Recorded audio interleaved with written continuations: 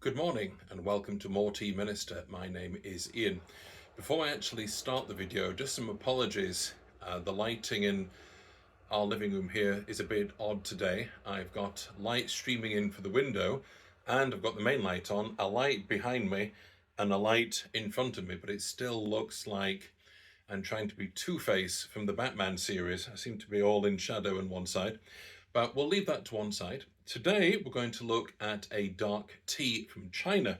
It's a kind that we haven't looked at before, at least in this specific format. For anybody who's seen videos on this channel, we've looked at Tian Jian on a few occasions now with varying degrees of success. Tian Jian being a series of basket-aged teas. And instead of Tian Jian, we're going to be looking at a different grade of the same kind of tea. I discovered today collectively they're called San Jian, and that includes Tian Jian we've already looked at, and this kind. This is Gong Jian Tea, or an example of a Gong Jian Tea. Specifically from Hunan sourcing, this is the 2013 Cha Yu Lin Gong Jian Tea, Hunan Anhua Hei Cha. Just to split that, the Hei Cha means dark tea. Hunan Anhua is narrowing down where this is from. And we can in fact be much more specific. Just going to turn to my notes, which is cheating a little bit. But it's Hunan province. That narrows down then to Anhua County. And specifically, it's from the Yanxi area of Anhua County. Cha Yu Lin is the manufacturer, the brand. And it was harvested and processed in 2013 and aged for 6 years. What's slightly more distinctive about this, or at least what intrigues me, is that the baskets it's aged in, they're 25 kilogram baskets. I have no idea what that is in pounds, except it's something like 454 grams per pound. So you're looking about £2 per kilo. So a 50 pound basket, would that be right? That's a big weight of tea. I would love to see one of those. And then at some point after that, it's divvied up, perhaps into smaller baskets. I don't actually know. Now, we've discussed before what kind of flavor profile we might expect from a Tian Jian, and I'm still chasing an example of one which has got the peatiness, the smokiness that apparently I should be able to expect from a lot of them. With the proviso that the older the Tian Jian, then some of that, not harshness, but the knees and elbows, as one reviewer puts it, they calm down, especially the smokiness. Now, in the case of Gong Jian, from what I've read of different examples, we expect something very different. This is almost a tea where it's the experience as well as the taste, by which I mean there's a lot about the viscosity of the tea, the mouthfeel, as well as a kind of lingering sweetness. So we're not expecting anything that should be in your face, so to speak, but a much more mellow and sweet and almost silky experience in some cases. Now, I'll tell you the truth, I have tried this tea. I think this is my third try, just because I like to know what I'm getting myself in for. And spoiler alert, everything I've just said about what to expect is in this tea. There's a lot of sweetness, viscosity. I haven't checked yet whether it actually is physically viscous or whether it's simply a textural thing. One thing I'd like to show you, I'll show you what some of the tea leaves look like. Now, you may not be able to see much, but I'm going to show you something else in a moment. Gong Jian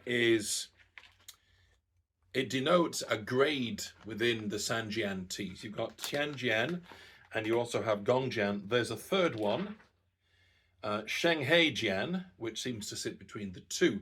But the ones I've most commonly seen are Tian Jian and Gong Jian. So Gong Jian means you're dealing with a slightly different grade of tea that's being used. What I wanted to show you was this absolute beast here. This is a nugget of tea. It's come about through the sort of almost passive compression of the tea in storage. It's not compressed deliberately. That beast there, that nugget of tea, is about 60% of the weight of the whole portion. It comes in at just over 30 grams. That's over an ounce in imperial, just for one piece of tea. What I should also do before I closed it up is to have a smell, which I haven't actually done yet. The sweetness, there's also a hint of root vegetable salad. That's what I don't like about Lu Bao. It's quite mild in here, and really it sort of matches up with a tanginess to the tea. So whatever sort of root vegetable fermentation smell there is, there's also a tang, and it's softened by a very natural sweetness on the smell. None of this should be surprising. It's had 6 years of aging and then another 6 years on top of that, if I do my maths right. So this is 12 years old. So a lot of those edges should have gone. So just to explain what we've got in front of us, I'm not going to be drinking a great deal from each steeping, hence I'm using one of my smaller cups. We've got our gaiwan. The lid of the gaiwan is at the moment the platter. We're going to be needing our wide-brimmed strainer because we're going to be pouring this quickly. Our transparent jug so you can see the colour of the tea, and off to one side the wastewater bowl. The kettle is set to 90 and it's staying at 90 at the moment. What I have done is, when I've brewed this tea before, I haven't bothered to rinse it.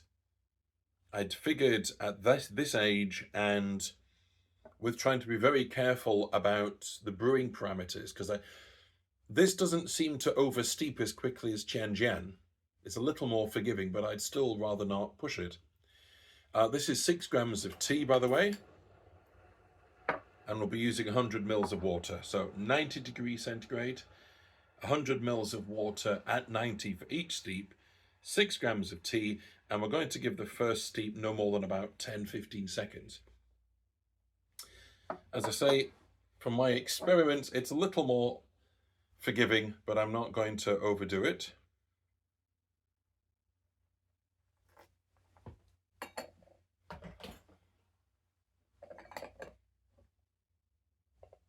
So this is 15 seconds. Now it's climbing to about 17.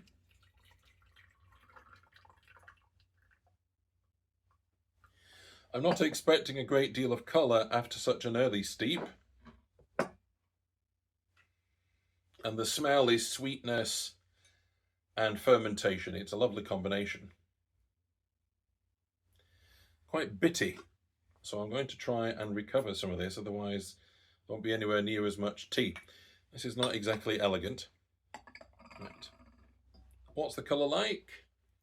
Pale bronze, that's pretty much spot on. It's very lively. One review said it's sweet and it's smooth, but it's got a kind of liveliness to it. And I can see what they're getting at. It's not a kind of tannin tang, but there's a tanginess there. And it's strange to be able to put smooth and tangy in the same breath, but there you go. And it's the same on the nose. There's a lot of sweetness.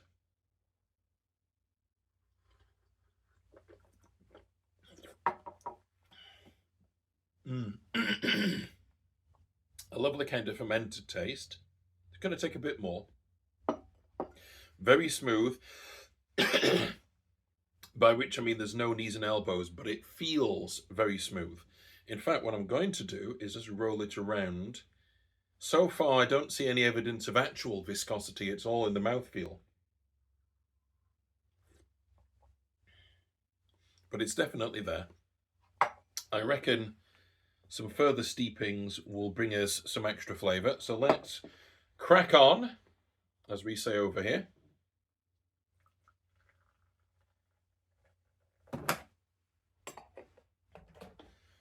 A lot of the tea is over to one side, so I'm going to give that a shuggle.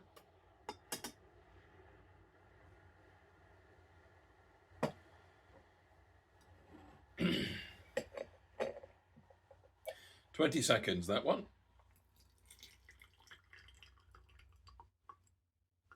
That first steep is in part a rinse, so you're really simply waking the tea up with that first one. You're picking up some kind of natural tea notes. sweetness, a little bit of fermentation. It's a very nice smell. And all of this on something that's 12 years old, bear in mind. Oh, the colour. Much more of a bronze, straightforward bronze this time. Definitely darker. There's the hint of the root vegetable cellar, but it just comes across as a background tang, a complement to the fermentation taste. And perhaps that's what it's meant to do at best. All of the above on the cup.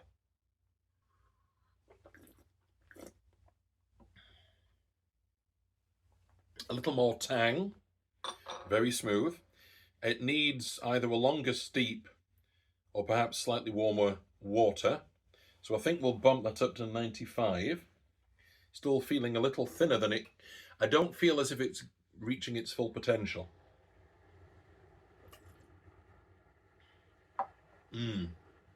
It's velvety.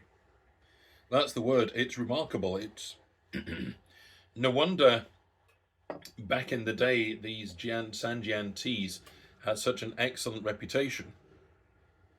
Not sure how well you can see how that's unfurling, but we're getting some steeping. Kettle seems to be making quite a fuss of getting up another 5 degrees centigrade. Have we quite finished? I think we have.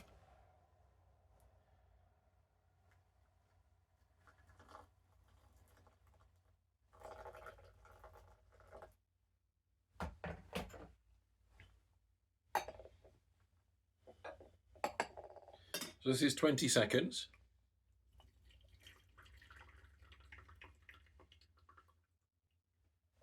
I didn't want to push it for any longer until we'd seen what 20 seconds could do at 95.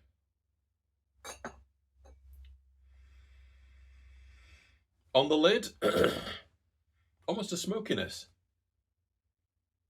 Maybe that's the bitterness and the kind of natural tea smell all coming together, but almost smoky.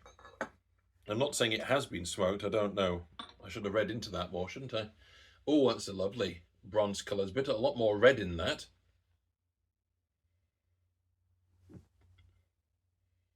It smells like a fermented tea with a hint of, with a tang to it. I think that's really all I could say about that. There's a lot more colour. Oops, sorry about that noise. There's a lot more colour on the cup. Oh yeah, that's a very heady smell. Sweet and tangy.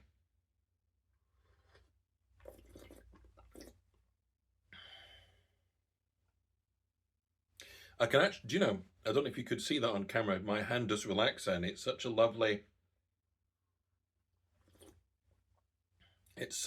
texture. It's not insipid. That kind of tang is really nice. I think what we will do is we'll push this for 25 seconds, maybe a bit longer, and see if that's what's going to make the difference. I just feel as if in some way I'm not pushing this tea hard enough. I'm going to pour the water straight onto the leaves. I know it's not too much water, so that's not the problem.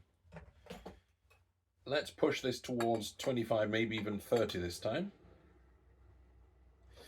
So I'm going to try a little experiment after I've done this video.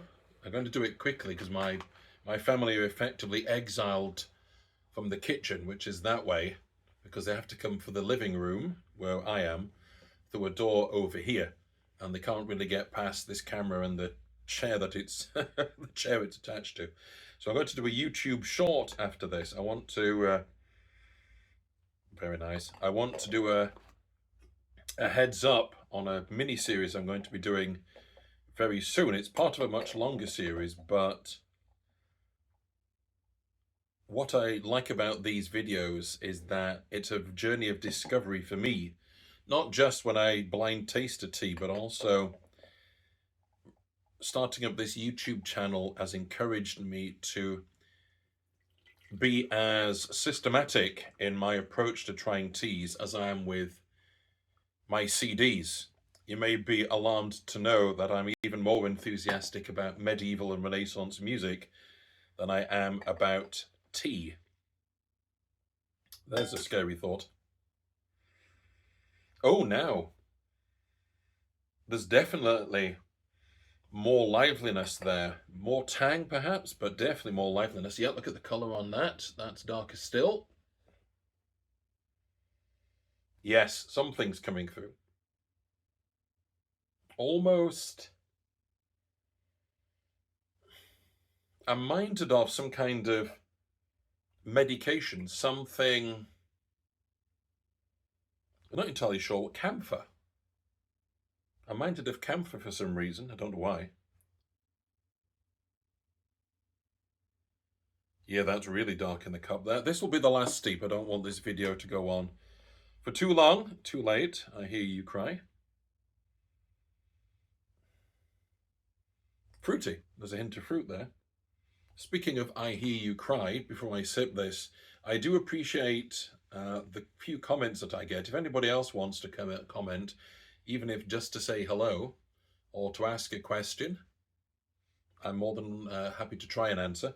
Not that I pretend to be an expert or knowledgeable about tea, but I'm hoping to speak to fellow interested amateurs.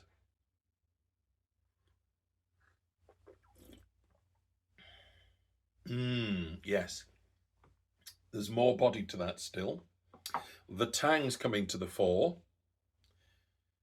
I think that's about as long as you could steep it, at least at this temperature. Yeah, the sweetness is staying on the palate. I believe there's a word for it which translates as returning sweetness. It sort of just comes back at you on the palate. That's really nice. Anyway, last mouthful.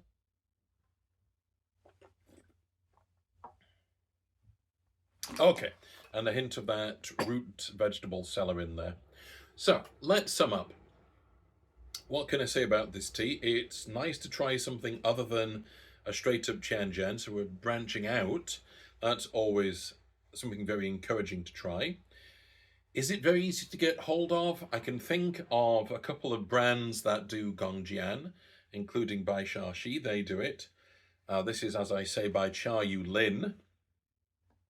I can think of a couple of other vendors, Chinese tea specialists or those hailing in China, but Western-facing websites, who are selling it. So it's not hard to get hold of for international shipping. It tastes really interesting. I like that lingering sweetness. And I like the fact that just how smooth it is as well. It really is velvety and viscous in the mouth.